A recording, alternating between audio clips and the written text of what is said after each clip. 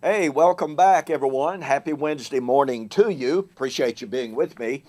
My name is Don K. Preston. I am the president of Preterist Research Institute of Ardmore, Oklahoma, and this is Morning Musings. Share with you, a bunch of you ask me from time to time, what are you reading? What books are you reading? Well, I have just begun reading a book, John, Jesus, and History. This is volume 2, Aspects of Historicity in the Fourth Gospel. It's a very interesting book. It's a compendium of authors. And interestingly enough, most of them take the late date for the writing of the book of John. However, nonetheless, they point out that the Gospel of John contains within it some echoes, some comments, some statements that are reflective of extremely early events in the first century. And it's interesting to read about that, and it causes one to say, well, if the Gospel of John has all of these recollections, really accurate recollections of such early events, should that not perhaps at least hint at the suggestion that John was written at an earlier date? Well, anyway, fascinating book. Well, we're in the midst of responding to Dr. David Hester and 23 arguments that he gave in his very first affirmative speech in our formal public debate here at Ardmore, July 14th and 15th, 2016. And his argument number 10, so typically of many of his arguments, when carefully analyzed, really entraps and completely destroys his own position. Dr. Hester's argument was, look, in 1 Corinthians 15, you have the physical resurrection of Jesus. You have Paul talking about people being physically dead. And he leads up to the argument that 1 Corinthians 15, verses 1 following, talks about physical life, physical death, physical death, physical death. And he concludes once again, without any exegetical detail and with simple, bold assertions, that demands that since Jesus was raised physically from the dead, by the way, which I affirm with all of my being, since Jesus was raised physically from the dead, that means the resurrection of the dead must be physical. Why does this entrap David Hester? Well, it entraps him because Paul says Christ became the first fruit of those who had, prior to Jesus, fallen asleep. But here's the point I want you to get. According to Dr. David Hester, the resurrection of Jesus proves the physical resurrection of all of the dead. But Jesus was the first to be raised from the dead. Meaning, according to Dr. Hester's argumentation and logic, Jesus must therefore have been the first. After all, David Hester is pointing to the physical life, physical resurrection of Jesus. But Paul makes it a point of saying Christ was the first born from the dead. Was Jesus the first person to be raised physically from the dead? Now look, folks, you're not able to go down through 1 Corinthians 15, verses 1 through 18, and say, look, physical, physical, physical, physical, physical, and come to 19 and following, which describes Christ being the firstborn from the dead, and say, oh, well, now, this is not really saying he's the first to be raised from physical death. Well, if you're going to argue that prior to that verse, it's all about physical life and physical resurrection, then yes, you do. Here's the point, ladies and gentlemen. Acts chapter 26, 21 explicitly says Moses and all the prophets said Christ would be the first to be raised from the dead. Well, wait a minute. Isn't it not extremely obvious that Jesus was not the first person to be raised from physical death?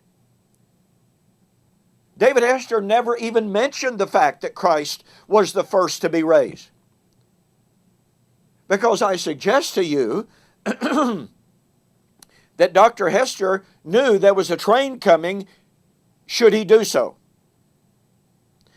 Let me reiterate, you cannot argue that the whole focus of Paul's argument is on Jesus' physical resurrection and then change the focus when Paul said Christ was the first fruit of the dead and say, well, that's not really talking about him being the first to be raised from physical death. You see, that's a shift in your argumentation. Now, Dr. Hester might very well argue, well, what that means is, first, he would be the first to be raised to die no more. Well, point number one, the text does not say that. Furthermore, there is no New Testament text that lays emphasis on the physical resurrection of Jesus, saying that he was the first to be raised, never to die again. That's an invented theological argument. Dr. Hester might argue, well, what Paul really means here, shifting the focus from physical resurrection, is he's the preeminent of all of those who would be raised from the dead. Well, actually, that's refuted in the text. Paul says in 1 Corinthians 15, speaking of Christ the first fruit, and he says, he is the first fruit. By the way, that's a harvest image, is it not? And the harvest, according to Jesus, would be at the end of the age in which he was living. Matthew 13, 39 and 40. What age was Jesus living in? The Old Covenant age. And Jesus said harvest is at the end of, quote, this age, unquote. But notice, Christ the first fruit, afterwards those that are Christ, each man in his own order. Okay? It is not each man in his own rank. The Greek word that is there is tagma, which means order of sequence, and that is brought out by the harvest imagery. The harvest imagery is first fruits, followed by those who are his, because Christ is the first of the first fruits, according to Leviticus chapter 23, and the order of the harvest. The entire point is that Paul is giving, based upon the Greek word tagma, the order of sequence, the order of occurrence, not rank, not order of preeminence, not even nature. No, it is order of sequence, and Christ was the first in the sequence.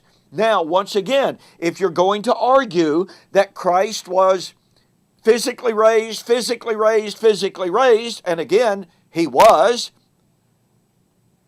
but if you're going to then honor what the text says, that he was the first to be raised from the dead, and you emphasize the physicality, then you are forced to conclude and to argue Christ was the first to be raised from physical death.